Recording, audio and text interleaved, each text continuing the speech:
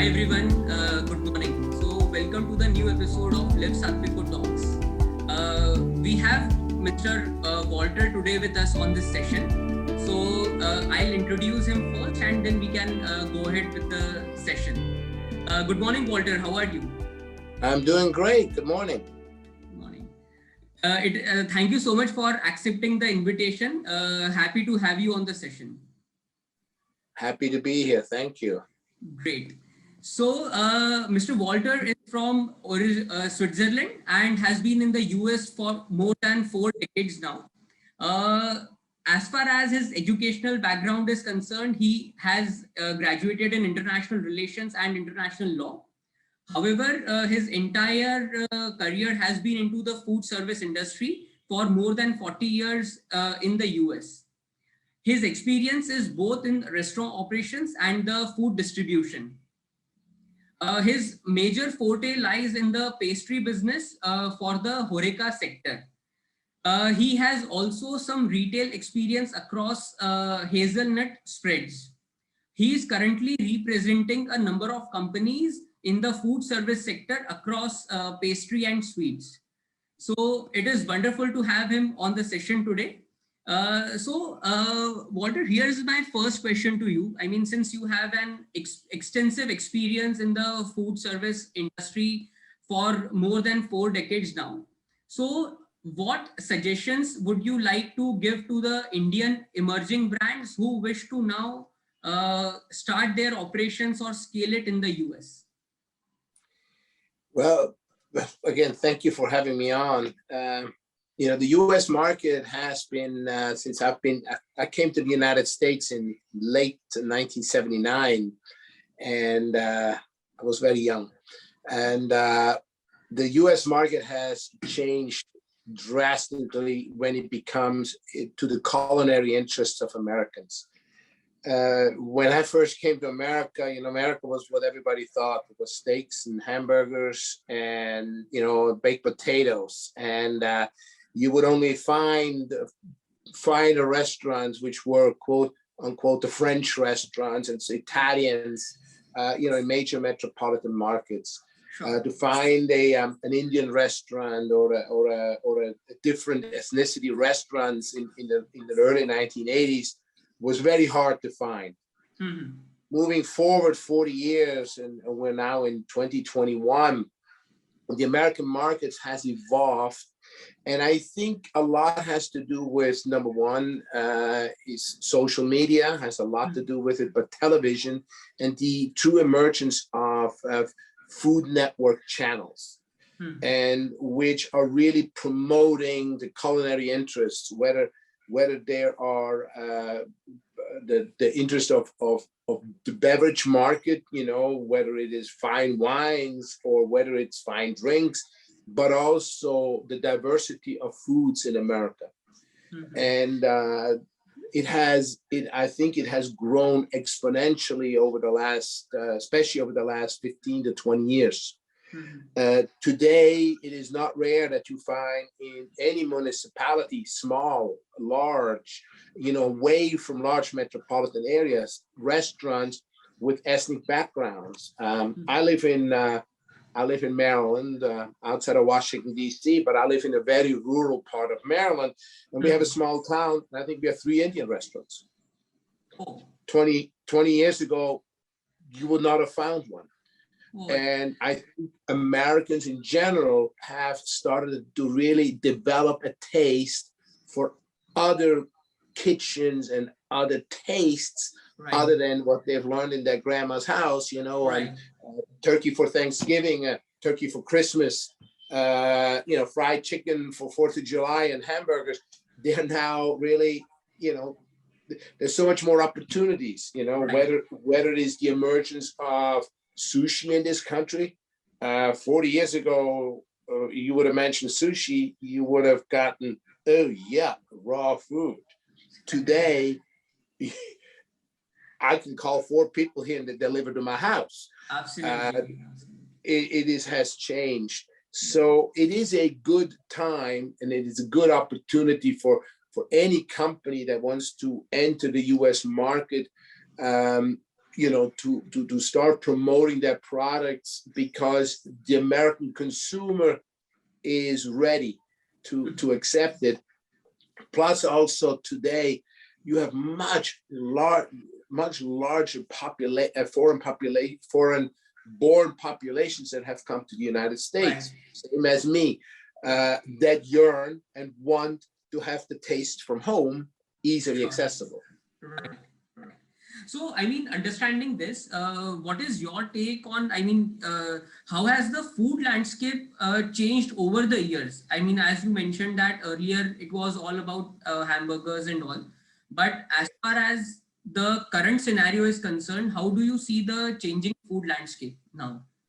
Well, if you go today into your average grocery store in America and see what is the offering, you will find much more diverse products that didn't exist in the past.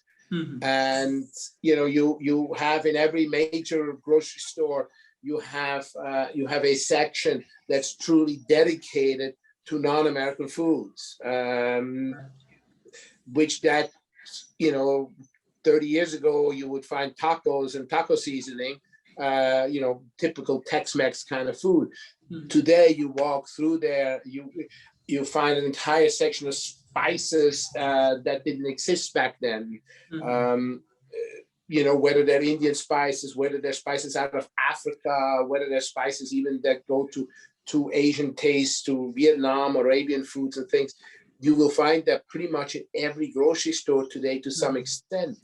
What has also happened over the last 20 some years, the emergence of specialty grocery stores that didn't exist in the past, whether they're grocery stores, an Indian market, an Asian market. And you used to be able to find them in New York, you find them in Chicago, Los Angeles, in the really big cities.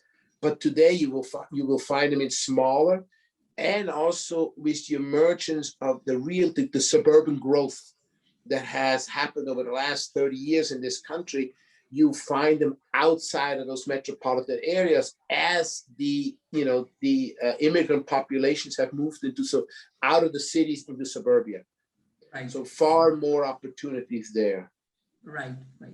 So, I mean, since you have been a student of law and international relations, so what interests you to get into food service business? I married into it. Sorry? I married into the food service. Is it? Okay. Interesting. My wife of 40 years came from a family that owned steakhouses. Okay. So I married into food service. Wow. And one thing led to another. My career I think once you're in food, you can never get out. I tried. Absolutely. After I left the restaurant business, I went into practicing law. I lasted less than 2 years, and I was right back in the food service. That's interesting to know. And I mean, you very rightly said that once we are into the food business, it is absolutely not possible to come out of it. Yeah, it's what makes people most happy in life? Food. A good meal, good food, good company, and good company is usually around good food. Right. There's nothing better than being at a table with good food, good conversation, and good company. And I think they go hand in hand, because if you have good food and crappy company, the food don't taste good anymore. Yeah. So, it all goes together, and it's. I think the food business is something that just sucks you in and will never let you go. Right. So looking at the, changing landscape that we have observed over the years, and specifically in last, let's say 2 to 3 years or so, the plant-based snacking or plant-based food has suddenly taken a big jump. So, what is your take on that, and how do you see it growing over the years? Well, as people are realizing, in order to live longer, you got to live healthier. Right. And you've seen the emergence of the population realizing to eat health, they're starting to eat healthier, live healthier, exercising, the trends, what's the healthiest city, what's the healthiest this. I think people are starting to look at food differently because they're also starting to understand food better. It almost goes like, if you look at old movies, everybody used to smoke because they didn't understand it was bad for you. Today, you never see anybody because they're starting to realize that's bad for you. And I think the same thing holds to the food. 40 years ago, eat steak, eat meat. Nobody really talked about saturated fats or hydrogenated fats, or nobody really looked at the nutritionals on food 40 years ago. Whereas today, it's the biggest part of packaging. It's the biggest part of concern of consumers. And I also believe that, the general consumer, or the average consumer in this country, not just this country, I think in many other emerging industrialized countries, have gotten smarter and a better understanding of what to look for. And, plant-based foods, as I mentioned too when we spoke earlier, plant-based drinks is a 3 billion liter industry in the United States. Right. It's gigantic. Yeah. I would love to see what that number was 10 years ago. I don't know, but I guarantee you it was nowhere near. If it was 10% of that, it was a lot. Right. And today you walk into the stores, you still have your, you have a whole UHT section of drinks, but if you go into the grocery store and you look at where your milks are, well, you still have your different milks, and then you have all the plant-based, far more options. Your oat milk, your almond milk, your coconut milk, your soy milk, you name it, and multiple levels of it. So if the consumer would not buy it, it wouldn't be in there. So I think the market is really going into that direction. Plant-based beef. Who would have ever thought 20 years ago we're going to eat a hamburger that's made out of plant-based product? Right. And let me tell you, I've tasted them, and some of them you can't tell the difference. They're good. They're really good. I'm the first one cautious. I don't want my hamburger. I don't want beef. And I'm in the trade shows, and I need not beef hamburgers. Incredible. Wow. That's a great insight. So, what advice would you give based on your experience in the food service distribution to the emerging brands who wish to compete with the global brands out there? If some emerging brand wants to be there with the mainstream retail, including Costco, Walmart, Whole Foods, and Kroger's kind of stores. So what should Indian brands or any other emerging brand really work on? I think the number one most important with any brand wanting to come and compete against, the establishment is it's new, it's exciting, and it's healthy, and it's what the consumer is looking for. Right. I think, every consumer, whether it's in this country, whether it's in Europe, whether it's anywhere else, they're looking for something new. Everybody always, if you go in a restaurant, what's new on the menu? What's special today, right? That's the question. They hand you a menu. What are you going to ask? What does the chef have something special today? Right. And so if you enter into a market, what we have is special. It's unique. It's healthy. It's what people are looking for. It's new. This is, you can start a conversation around it.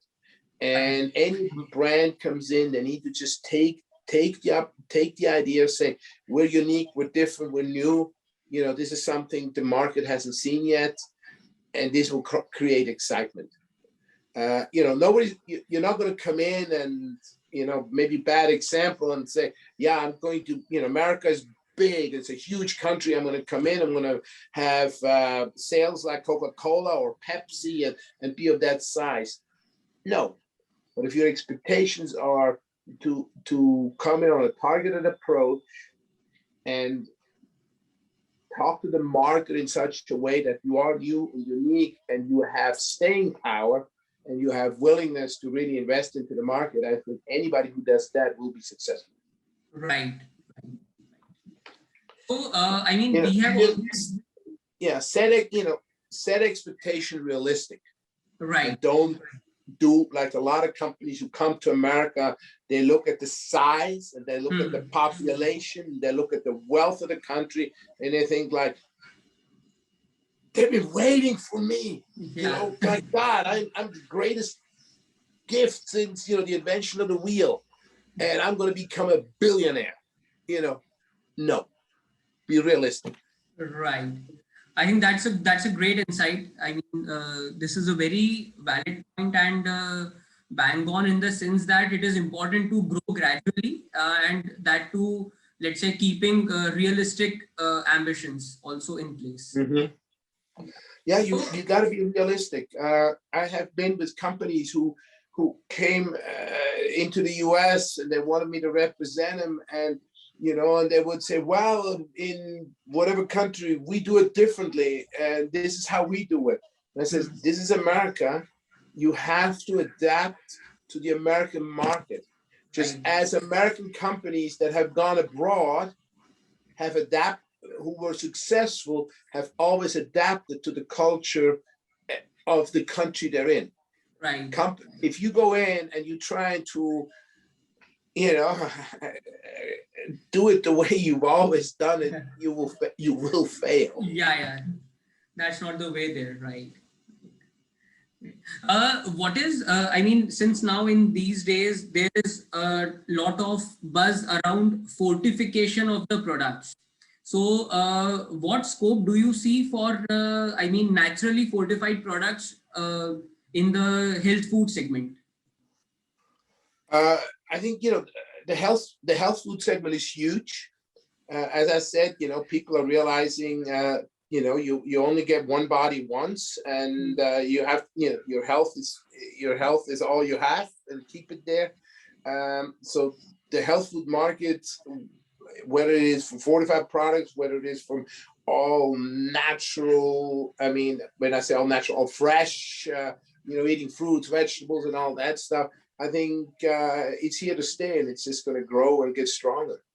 And you see that also with regional small little chains that are starting to come up that just focus on that, on those specific products and those specific customers. Right. Awesome. That is an interesting insight. Coming to my last question for the session. What is your take on the e-commerce scaling up? I mean, how do you see the scope of food brands doing on the e-commerce segment? Well, you know, Amazon, we all heard of Amazon, that little company. They bought Whole Foods for $13 billion a few years ago. Yeah. And, you know, Amazon is literally taking over the world, especially here. I think I see more Amazon trucks on the road than UPS and United States Postal Service trucks these days. But them purchasing a grocery store chain of the size of Whole Foods, I think only proves the point that e-commerce is here to stay. Right. I think the global pandemic and our experiences in 2020 has even expedited the whole e-commerce.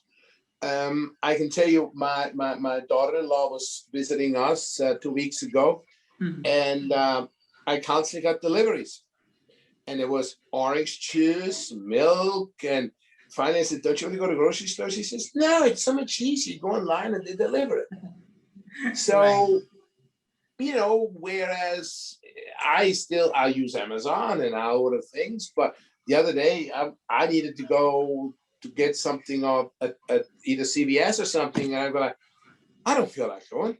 I went online and ordered and got it delivered. It was even less money. So e-commerce, especially in the food sector, I think is going to grow, get stronger. Amazon, like I said, with Whole Foods is in it. Walmart's joined the game. Target has joined the game. local grocery stores. You can now go online. They have all Uber delivers for you. Right. So this is only going to grow. I don't necessarily see it as a good thing because it is ultimately going to, it's ultimately going to hurt the brick and mortar stores. One of the negative impacts, I think, on it is, especially if you want to launch a new product and bring it in, people go in the store and they'll see it with your own eyes and buy it. But if you have to put it on a website, how can you direct, your people to it? So any products that you would have, or especially emerging companies want to enter the market, I think it'll make it a little bit tougher for them to get the visibility to the general public. Right. Whereas in the past, you walk into the grocery store, you see it. Right. And so, there's benefits, but I think there's a lot of negative, it's going to have a lot of negative impact as well by people just sitting in front of on an iPad behind a computer screen and placing their orders. Are they going to really look for the new things, or are they just going to buy what they've always bought? Right. Great. So, one personal question popped up, and with your permission, I would like to ask you this. So, you are from, Europe and have been there in the US for 40 years now. Have you ever tasted any Indian food there? In the US? Yeah. Oh, many times. Oh, is it? So, which is your favorite? Many times. I used to work for a company. We had an Indian buffet around the corner. We went once a week. Oh, wow. And I have a very good friend who is an Indian chef, and however, his wife cooked much better. Okay. And I will go to Chicago, and she will cook an Indian meal, she used to ask me, says, "You like it spicy?" And I say, "Sure, Malti, I like it spicy." Let me tell you what, I tasted spicy, but incredible. Wow. So, and I tell you a funny story. This is years ago. My friend was here. He worked with me, and we had a huge snowstorm, and we were snowed into my house for 3 days. And so there was 3 of us: my Indian friend, pastry chef, a French friend who was here, and me and my wife and my son. And Girish, my friend, the French friend, he would help me shovel snow. And Girish would come out in his sunglasses and he went back in.